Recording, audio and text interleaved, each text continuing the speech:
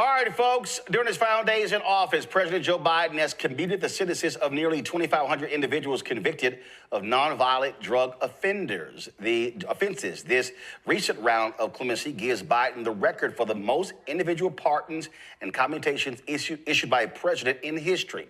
Biden wanted to address the issue of disproportionately long sentences compared to the sentences they would receive today under current laws, policies, and practices. In a statement, he said today's clemency action provides relief for individuals who receive lengthy sentences based on discredited distinctions between crack and powder cocaine, as well as outdated sentencing enhancements for drug crimes. This action is an important step toward righting historic wrongs, correcting sentencing disparities, and providing deserving individuals the opportunity to return to their families and communities after spending far too much time behind bars.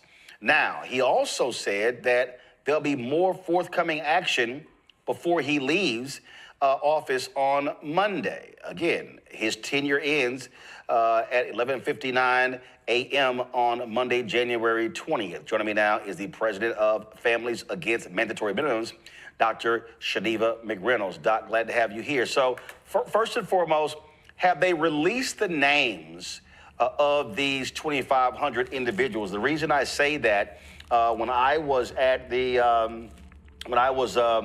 at one of the White House Christmas parties, there were a number of sisters who were protesting outside of the White House, trying to bring attention to a number of women who had been incarcerated. And so, do we know who these 2,500 folks are as of yet?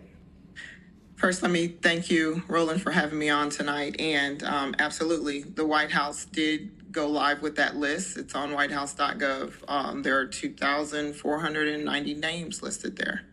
2,490 names. Are there any names that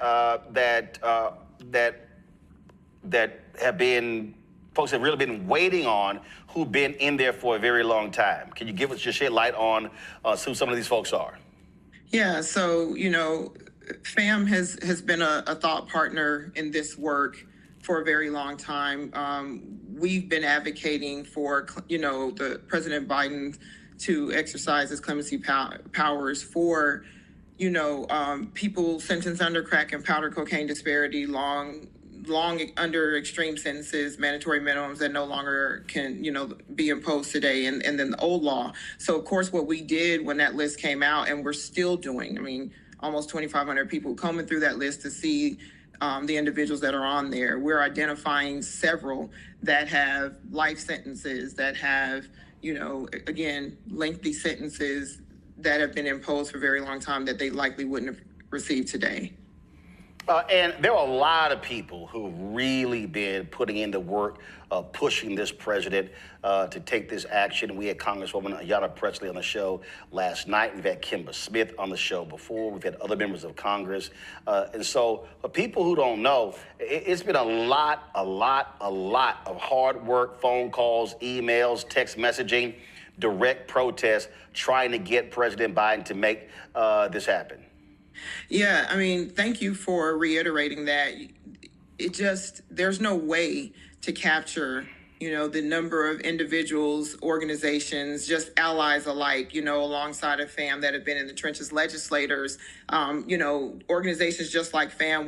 We've done social media blitzes, Twitter days of action, clemency campaigns. We're reaching out to our, over 40,000 member list, asking them to tweet, post, contact your legislators, write, to the president and the White House. There's so many people involved with this, that should be, celebrating today alongside the families and the individuals who received these clemencies.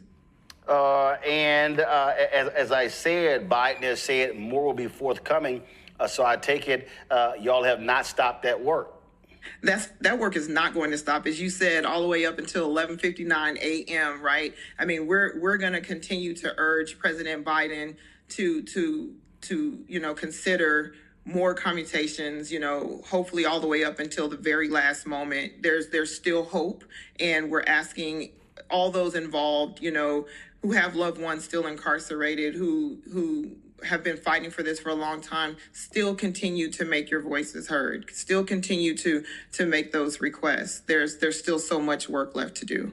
This here, I was talking about this here was one of the protests as we were coming out of that White House Christmas party.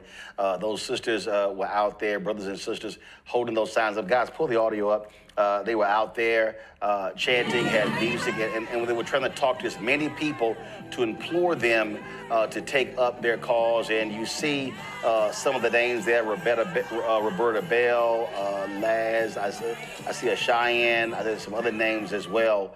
I want to run it back, and so you see again those names. And so they were talking about individuals that have been in prison who, for self-defense, were victims of domestic violence, sexual assault, and not just drug cases.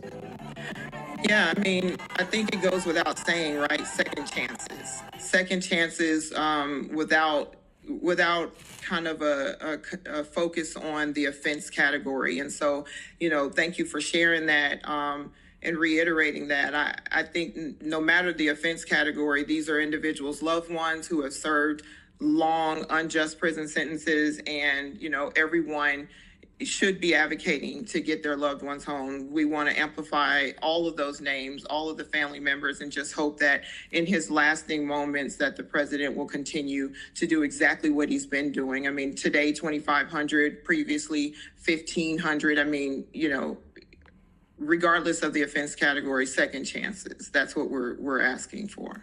Absolutely. Well, we certainly appreciate the work that you and others are doing. So like I say, the work continues up until the absolute last second.